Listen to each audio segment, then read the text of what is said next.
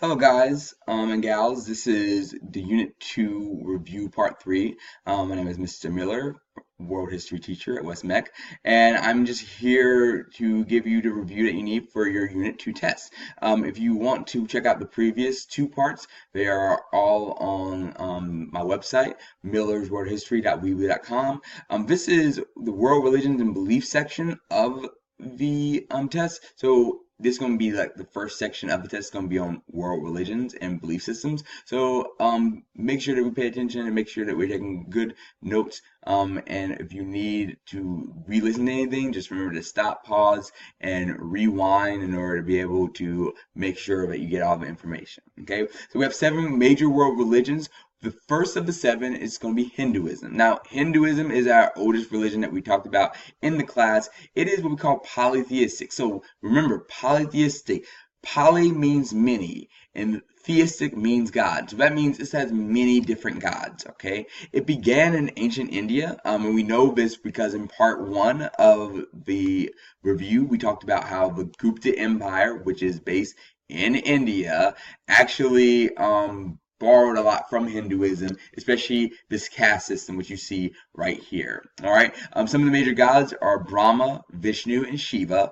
And once again, gods, meaning that they're polytheistic. They believe in karma, dharma, and reincarnation. So remember, karma is this belief that what you do in this life will have an impact on your next life.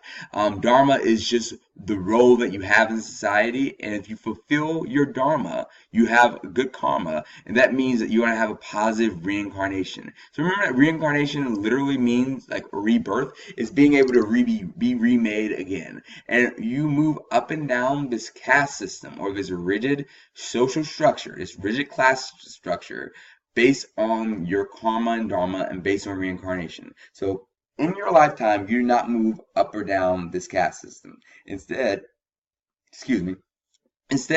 you have to die and then you're reborn up and down the caste system. So based on your dharma, let's say you lived a good life and you get good karma, you move up the caste system, all right, and you get a new dharma or a new purpose in life. If you are living kind of a bad life, if you're not necessarily satisfied, then you move down. You move down the caste system and you move down and you have a negative reincarnation. All right. Remember, caste system is rigid. You do not move up and down. It is kind of like a cast on your arm. So make sure we kind of know and understand the caste system is central to not only Hinduism, but also to India. And Hinduism is polytheistic. You have many, many, many different gods. All right. And that ultimately the goal is to be able to stay up here in the caste system. Okay. Now, a cousin of Hinduism, a close cousin of Hinduism, is Buddhism. Buddhism is a non-theistic religion, all right, which means they don't really believe in a God. Non meaning no, and theistic meaning God, right? They're not really big on God, but they are big on spiritual, all right, spiritual awakening. Now, Buddhism is founded by the Buddha. Now, so Siddhartha Gautama is like the original name of Buddha, but we kind of know him as Buddha, and it is founded in India. All right, it's founded in India, and it actually spreads throughout Southeast Asia and China, which is why you might see a lot of Buddhists in Southeast Asia, Vietnam, Cambodia, but also in China. Okay, now one of the big spiritual leaders you might have heard of is the Dalai Lama, which is one of the spiritual leaders of Buddhism, specifically Tibetan Buddhism. But one thing you notice is you might notice, oh, Buddhism believes in karma, dharma, and reincarnation, just like Hinduism, because Buddhism kind of based a lot of its beliefs on Hinduism. All right, Buddhism believes in the karma, they believe in the dharma, they believe in reincarnation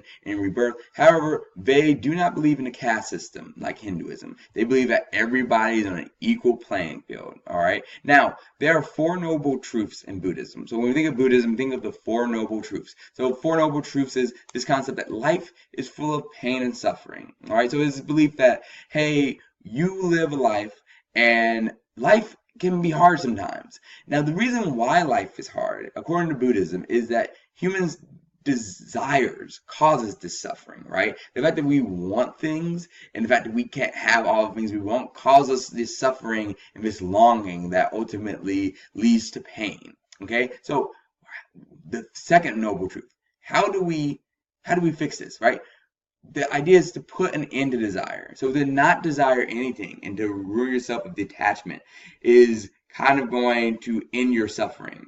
Now, the way you start putting away your desires is by following the Eightfold Path, all right? By having the right mind, the right consciousness, the right way of acting. And the Eightfold Path is kind of like their 10 Commandments. It's kind of like their 5 pillars of Islam. Now, for this class, you're not going to need to know the specifics of the Eightfold Path, but you do need to know that it is a big association with Buddhism, and it is their moral code. It is their 10 Commandments. It is their 5 pillars. And that is part of the bigger Four Noble Truths. All right. And ultimately, you are reincarnated over and over again in order to try to kind of figure out how to lose your desires. And when you hit nirvana, when you hit finally that ability to be able to go in and, be under, like, have no desires, then you break the cycle of reincarnation.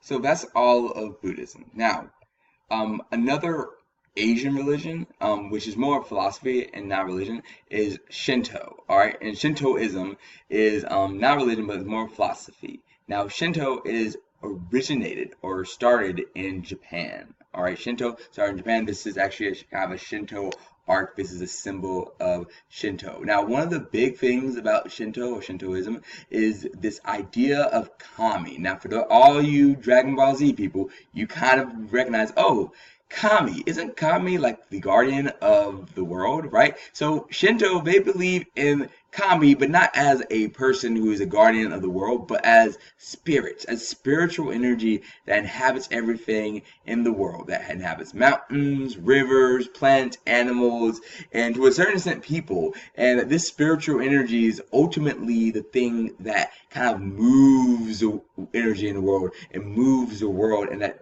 this is a thing that you should kind of keep focus on and kind of balance. You should balance the river. You should balance the plants. You should respect nature in a sense, and in that, through that is the way you're going to be able to have spiritual fulfillment. All right, it's through these natural things and being close to Kami, right? And so, for some of you who might be Dragon Ball Z people out there, you might notice that Dragon Ball Z is not ever in a city. It's always around nature, right? That's part of the culture, right? The religion is part of culture that is expressed within Japan. It's this concept that energy and spirituality is close in nature and mountains and rivers and plants and animals, and that it all has Kami. And that's kind of the big gist of Shintoism. Okay, now when we get into kind of the Western religions, all right, we have our first religion, Judaism. Now, Judaism is one of the first monotheistic religions. All right, when Judaism first came on the scene, this is the Star of David, which is a Jewish symbol. When it first became on the scene, actually, a lot of the ancient religions were polytheistic, but instead, Judaism is monotheistic. Mono meaning one, so it is belief in one God. All right, its founder was Abraham. Some of you who might be familiar with the story in the Bible of Abraham talking to God, all right, he was a founder of Judaism. All right, and the people who follow Judaism are Jews. All right, Jewish people, they follow Judaism. Okay, it developed in the Middle East around what we currently call Israel. If you remember the Crusades, you understand that Israel is like their holy land for Christians, but it's also the holy land for Judaism and for the Jewish people. The big texts are the Torah and the Talmud. The Torah and the Talmud are the first few books of the Christian Bible. And then also within those books, you might remember the 10 Commandments. Now, I know a lot of you are thinking like, oh, the 10 Commandments, that's like a Christian thing. Well, the 10 Commandments started off as a Jewish thing, and it's still a Jewish thing, and Christians base a lot of the beliefs on Jewish practices and Judaism. And that's the big thing with Judaism, is the fact that it serves as the basis for Christianity and Islam. All right, it serves as the basis for Christianity and Islam. That's what Judaism is important for. It's also one of the first monotheistic religions, and it developed in the Middle East. Now, since it developed in the Middle East and is the basis for Christianity and Islam, you know that those two religions also developed in the same area, the Middle East. Now, Christianity, some of you might be familiar with this one. Christianity is pretty big in the United States. You know, they have the churches and everything. Christianity, the second monotheistic religion that we talked about in class, all right? The second monotheistic that we talked about in class, and one of the, once again, the few monotheistic religions that happen, all right? The founder is Jesus. That's this guy right here. And we all know that this is a image of Jesus that might not be historically accurate, right? Because we know since he is from the Middle East, that he's probably going to be a little bit darker than that. But that is like an interpretation of Jesus, right? So developed around the Middle East in current day Israel, just like Judaism. But the holy text for Christianity is the Bible, all right? And a lot of it comes from both the Old Testament, or the Old Book, and the New Testament, all right? And the general belief in Christianity, the general belief in Christianity is that Jesus is the Messiah, or the Savior of all of humanity, and that he is the Son of God, all right? And that he came down in order to wash all our sins away, all right? Now, within Judaism, they kind of believe that they're the chosen people, that Jewish people are, by birth, the chosen people, and they get salvation through their birthright, okay? Now, Christianity, they believe that you can convert, all right? That you can convert to the religion and just follow Jesus, okay? Now, we have Judaism, you have Christianity, and one of the last monotheistic religions, or the last monotheistic religion that believes within one God, monotheistic means one God, is Islam, all right? So Islam believes in one God, and they call God Allah. Now, just to let you know, Judaism, Christianity, and Islam all believe in the same God, all right? They just call them different things, all right? So, for instance, Judaism call God Yahweh. Okay, God is Yahweh. Same deity, same God, just a different name. Christians call God God, all right, because that's just a translation.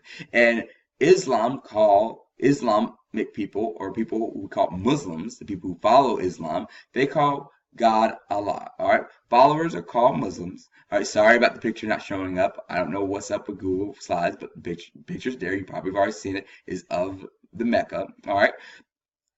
The founder is Muhammad, and he founded it in the Middle East, just like Christianity was founded in the Middle East and Judaism was founded in the Middle East. So you notice that all of these all these religions are found in the same place. Now, along with them being founded in the same place, the Islam, remember how like you have Judaism has a holy book, and Christianity has a holy book, which is called the Bible, all right?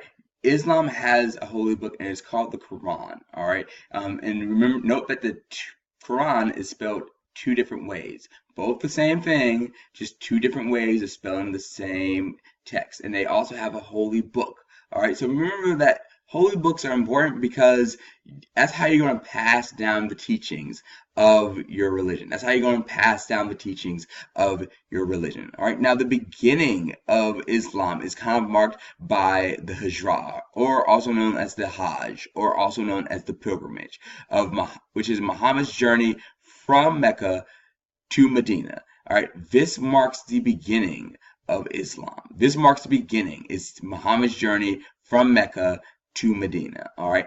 I'm not going to review over the 5 pillars of Islam. That's something that you can review back over in video 2. But make sure that we're familiar with the 5 pillars of Islam, and make sure that we understand that this is the way that in Islam you lead an ethical life. And this is the way that you please God, or who they call Allah. All right. Now, our final religion is not a religion, is a philosophy. All right. Now, a philosophy, we call this Confucianism. Confucianism is a philosophy. All right. It was found by Kung Fu Zi, and it was found in China. Now, Kung Fu Zi is also known as Confucius, hence Confucianism. All right. It developed in China. It also has a holy text called the Analects, which kind of breaks down Confucius's teachings. Now, Confucius' big things, he believed that there's a natural order society, which can be explained in the 5 relationships that we need in order to keep order. And that individuals are expected to keep these relationships right here. Big one that he thinks was super important was this relationship of father to son. So the fact that fathers should lists to be authority over the sun, but ultimately that you should follow the natural order and that you should follow people who are above you and be very authoritative. All right, those are the world religions.